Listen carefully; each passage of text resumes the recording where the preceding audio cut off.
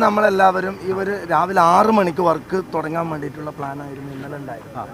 അപ്രതീക്ഷിതമായിട്ട് ആ മിഷന്റെ വണ്ടി തകരാറൊക്കെ ആയിട്ട് ഡിലേ വന്നു. ഇപ്പോൾ ഒരു അരമണിക്കൂർ കൊണ്ട് എത്തും.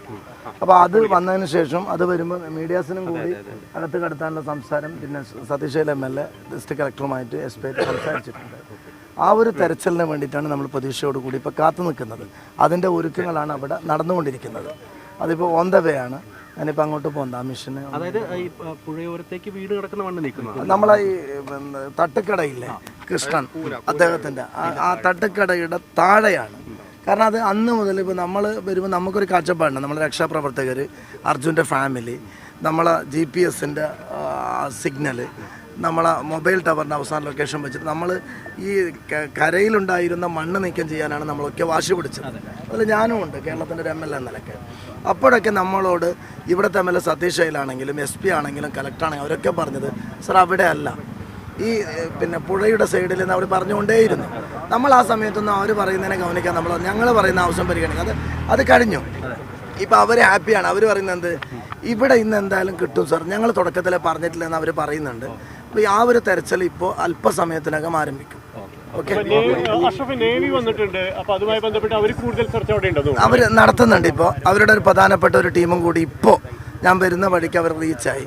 ആ നേവിയുടെ വർക്ക് നന്നായി നടന്നു. പക്ഷെ നമ്മൾ ഈ തട്ടുക്കടയുടെ തൊട്ട് താഴെയുള്ള ആഴത്തിലാണ് ഒരു വലിയ സാധ്യത കാണുന്നത്. പിന്നെ അതുപോലെ അവിടെ നിങ്ങൾക്കറിയാം ഒരു ദ്വീപ് പോലെ ഒരു മൺകൂനയുണ്ട്. അതും കൂടി ഈ മിഷൻ വന്നതിന് ശേഷം മണ്ണ് മാറുന്നതായിരിക്കും. നമ്മൾ ആ സമയത്തൊന്നും അവർ പറയുന്നതിനെ ഗവനിക്കാൻ ഞങ്ങൾ പറയുന്ന ആവശ്യം പരിഗണിക്കുക.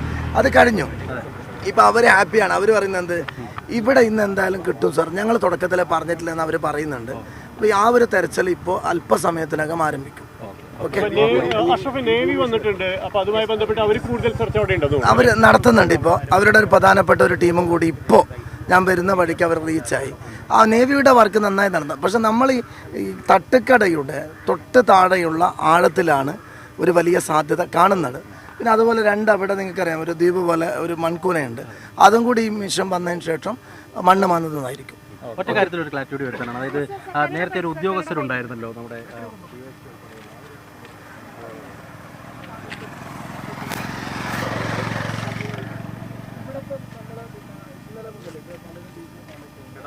എല്ലാവരും ഇപ്പോൾ ഒരു വലിയ പ്രശ്നം അവരെ സംബന്ധിച്ചിടത്തോളം അവർ നല്ല ടെൻഷനിലാണ്. ഇത്രയും വലിയൊരു ശ്രമം നടത്തിയിട്ട് അർജുൻ, ഒരു വലിയ പിന്നെ ഭാരത് ബെൻസ്, അതിനകത്ത് 300 തടി കഷ്ണങ്ങൾ, ഇതൊക്കെ ഇങ്ങനെ കണ്ടുപിടിക്കാൻ കഴിയാണ്ടപ്പോൾ അവരും ഇതുവരെ ഒരു അത്ഭുതമായി നമ്മുടെ മുമ്പിൽ ടെക്നോളജിയുടെ പരാജയമാണോ, സംവിധാനത്തിൻ്റെ പരാജയമാണോ, ഒരു തോൽവി ആർക്കും സമ്മതിക്കാൻ കഴിയാത്ത രീതിയിൽ ഒരു ചോദ്യചിഹ്നമായി നിൽക്കുകയാണ്.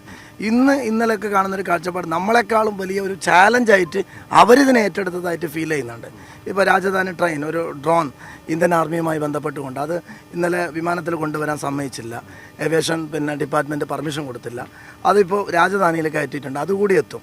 അവരെല്ലാ സംവിധാനം, ഞാൻ ഇപ്പോഴും അവിടെ ആ ചുമതലയുള്ള ഉദ്യോഗസ്ഥന്മാരുമായി സംസാരിക്കുമ്പോൾ പറഞ്ഞു സർ, നിങ്ങളെക്കാളും ഞങ്ങൾക്കാണ് ഇതിപ്പോൾ ഞങ്ങളൊരു സ്റ്റേറ്റാണ് പരാജയപ്പെടുന്നത്, ഞങ്ങളാണ് തോൽക്കുന്നത്, ഞങ്ങൾക്ക് എന്തായാലും ഇത് ഇന്നത്തോടു കൂടിയിട്ട് റിസൾട്ട് ഉണ്ടാക്കുന്നതൊരു ഭാഷയിലാണ്. അത് നമ്മുടെയൊക്കെ പ്രാർത്ഥനയ്ക്കും നമ്മുടെ പ്രതീക്ഷയ്ക്കും അത് ഗുണം ചെയ്യുമെന്ന് പ്രതീക്ഷിക്കുന്നു.